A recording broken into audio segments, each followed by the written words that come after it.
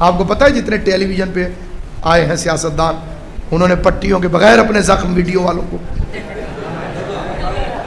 کیونکہ اگر پٹی اوپر آ جائے تو کیسے پتہ چلے؟ اب عوام بھی تو بدگمانیاں کرتے ہیں نا، خالی پٹی ہوگی تو کہیں گے ڈرامہ ہے اندر کچھ نہیں ہے۔ انہوں نے بھی کہا جناب ہم نے پٹی وٹی نہیں کروائی، ہم پہلے دکھانے آئے ہیں کہ عمران کو دکھائیں یہ علی نے کیا کیا، کیا کر دیا علی۔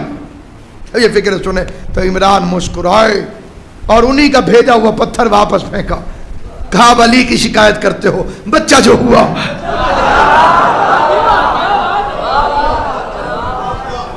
اب یہ جو زخمی تھے یہ پڑے ہوئے،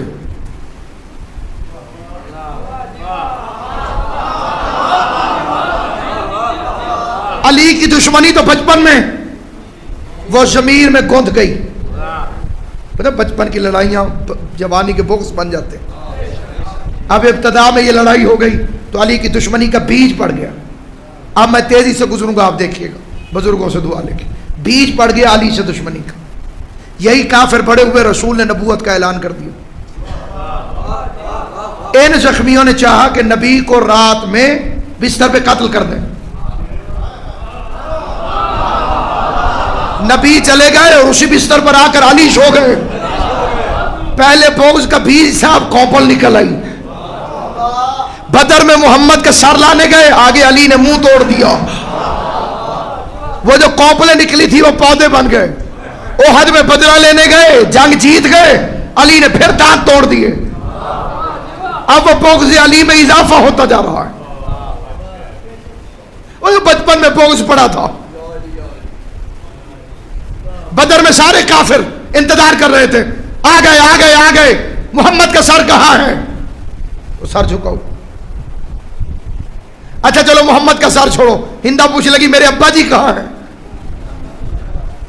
انہوں نے کہا علی نے مار دی، میرا بھائی علی نے مار دیا، میرا چچا جاد علی نے مار دیا۔ اب پھر علی کی دشمنی، پھر علی کا بغض، بدر میں مار، احد میں مار، خندق میں مار، حنین میں مار۔ یہ تھی تلوار والی مار، اور دوسری علی کی دھار چل رہی تھی فضائل والی مار۔ کلی ساروں نے کروائی تارا علی کے گھر، رشتے بہت سونے مانگی، زہرا صرف علی کو ملی۔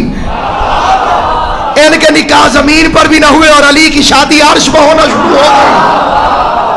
ان کے بچے شراب پیتے ہوئے پکڑے گئے اور علی کے بچے کو جنت کی سرداری مل رہی ہے۔ جناب زہرا کی قسم میں نے بہت بڑی تاریخ پڑھی ہے، ان کے بچے شراب پیتے ہوئے ریڈ ہینڈڈ، بھول گئے جب باپ نے غصے میں آ کے مارنا چاہا، شراب پیتا ہے، اور بیٹے نے باپ کی کلائی پکڑ لی، کہا پی ہے، سزا وہ دے جو خود کبھی نہ پیے۔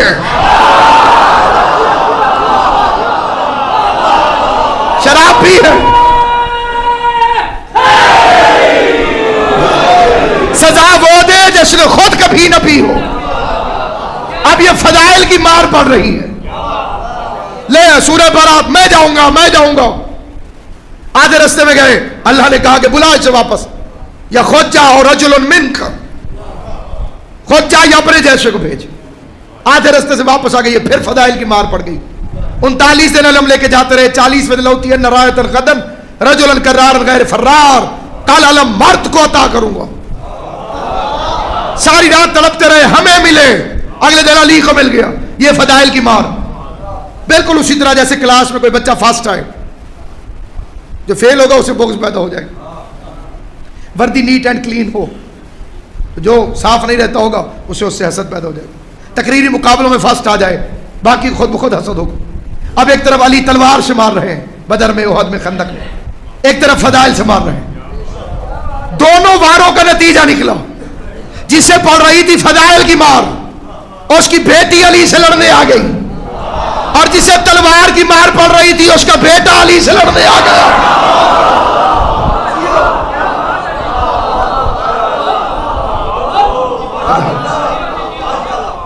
اور پڑھو علی کا بیان، فرماتے ہیں اگر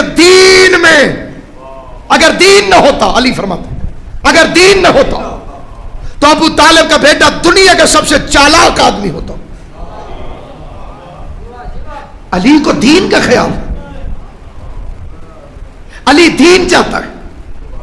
یہ تخت خلافت پر بیٹھے اور پہلا سرکاری آرڈر علی کی طرف سے، پہلا آرڈر سرکاری حکم، میں شام کے گورنر کو معطل کرتا ہوں. مخلص ساتھیوں نے منت کی، یا علی تھوڑی دیر رہنے دیجئے، سیاست کا تقاضا ہے، مصلحت کا تقاضا ہے، تھوڑی حکومت مضبوط ہو جائے پھر دیکھ لیں گے. سنو گے علی نے کیا جواب دیا؟ فرمایا حکومت عادل کے ساتھ ورنہ گوشہ نشینی.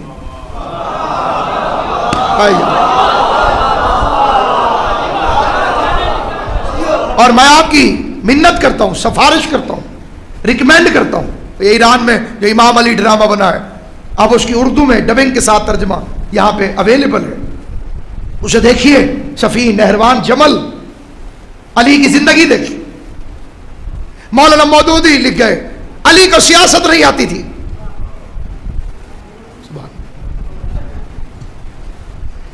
افطاری کی دعوت پہ آپ مجھے بلائیں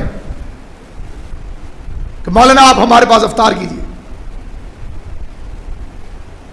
کیا افطار کا ٹائم کیا ہے؟ اب تک تو یاد ہو جانا چاہیے.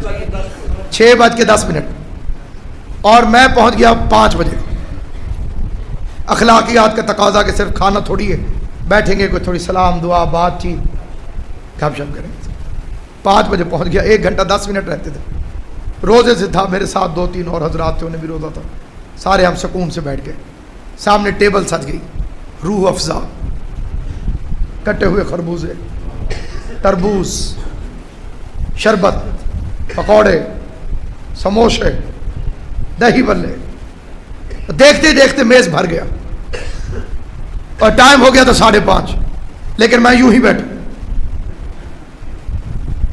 کیسے کھاؤں؟ 6:10 پہ کھاؤں گا نا. تو صاحب خانہ کے انوائٹڈ 5-6 بندے اور آ گئے. ان میں 2-3 بندوں کو روزہ نہیں تھا اور وہ ٹیبل پر پیل پڑے. شربت ختم، لو یہ پکوڑے ختم، اور یہ دہی بلے ختم، اور یہ سب کچھ ختم. 6 بجے انہوں نے میز صاف کر دی. اب اگر کوئی بے وقوف آئے اور دیکھے اور کہے مولوی صاحب کو کھانا نہیں آتا،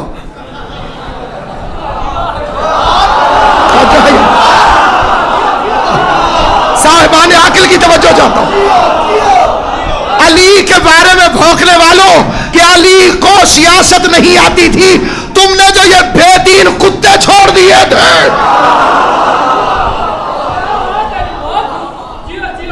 انہوں نے نوچا دین اسلام. یہ علی کو اقتدار ملا لیکن یہ کوئی تجربہ کامیاب نہیں ہوا. تو علی سے پہلے تم نے کنہیں بٹھایا ہوا تھا، جنہوں نے خود پڑھی نہ پڑھنے کے لیے حکم دیا، نہ روزہ رکھا نہ رکھنے کے لیے حکم دیا، جو مسجدوں میں تماشے کراتے تھے، جو قرآن کے ساتھ مذاق کرتے تھے. اب ان پر آیا علی جیسا حکمران تو وہ انہیں سوٹ ہی نہیں کیا. اٹھ کھڑے ہوئے علی سے لڑنے کے لیے. کوئی ادھر سے اٹھ کھڑا ہوا، کوئی ادھر سے اٹھ کھڑا ہوا، کوئی ادھر سے اٹھ کھڑا ہوا. کائنات کے سب سے شہین ترین انسان تو علی ہے کہ جو اتنا سروائیو کر گیا، جس کا پیغام آج پہنچ گیا. اور آج علی کا علم ان جاہلوں کی موت ہے. یہ فلاں علی کے برابر، فلاں علی کے برابر. تو لاؤ کون سی صفت ہے جس میں علی کے برابر؟ تخت وہ تو فرعون کے پاس بھی تھا، خزانہ وہ تو قارون کے پاس بھی تھا، تلوار وہ تو نمرود کے پاس بھی تھی. اللہ چنتا ہے یا شجاعت پر یا علم پر. علی کے مقابلے پر کوئی ایک بہادر دکھاؤ اور علی کے مقابلے پر کوئی ایک عالم دکھاؤ. کون ہے؟ کارلائل کو کہنا پڑا جب دنیا تخت کے پیچھے دوڑ رہی تھی، علی مسجد نبوی کے کونے میں بیٹھ کر علم کی دنیا تخلیق کر رہا تھا. غیر مسلم ہے اور کیا کہتا ہے کہ علی کو معلوم تھا کہ تخت کو زوال ہے، علم کو زوال نہیں. تو شام میں پروپیگنڈا کرتا ہے کہ علی نماز نہیں پڑھتا، لے میں سجدے میں شہید ہو رہا ہوں. لوگوں نے کہا تھا یا علی جو آپ سے پہلے تھے ان میں کوئی حافظ قرآن خلیفہ نہ تھا. اب کوئی نئی روایت بن جائے تو بن جائے. صاحب کا کتابوں کی ذمہ داری سے کہہ رہا ہوں, علماء کرام کی موجودگی میں کہہ رہا ہوں, نہیں ہے کسی کتاب تو کوئی حافظ نہ تھا. اس لیے انہوں نے حفاظ قرآن کو متعین کیا تھا کہ وہ نماز تراویح پڑھیں. علی کیا آپ تراویح خود پڑھائیں گے یا کسی کو مقرر کریں گے؟ تو میرے مولا علی نے فرمایا کہ دیکھو اللہ نے قرآن میں ساری عبادات کے احکامات نازل کر دیے, دین غدیر میں مکمل ہو گیا, اور قرآن میں تراویح کے متعلق کوئی حکم نہیں پاتا, اور نہ رسول اللہ نے انہیں جماعت سے پڑھایا. نوافل ہیں, فرائض ادا کرو, بدعت کو قائم نہ کرو, سنت کو قائم کرو. یہ کہہ کے علی چلے آئے, لیکن جنہیں عادت پڑ چکی تھی انہوں نے علی کے ہوتے ہوئے صفیں بنائی اور کسی کو آگے کھڑا کیا اور نماز تراویح پڑھنا شروع کر دی. علی نے امام حسن کو بھیجا. امام حسن نے پہلے خطبہ دیا, انہیں منع کیا, پھر روکا, پھر منع کیا, پھر منع کیا. جب 3 دفعہ بھی وہ منع نہ ہوئے تو پھر امام حسن نے ان پر تازیانے برسائے. پھر وہ وہاں سے نکلے اور شام گئے اور پروپیگنڈا کیا کیا, علی نماز بھی نہیں پڑھنے دیتا, علی نمازیوں پہ ترے برساتا ہے. اس دن سے فرعون شام نے یہ پروپیگنڈا شروع کر دیا, علی نماز نہ پڑھتا ہے نہ پڑھنے دیتا ہے, علی نماز کا مخالف ہے.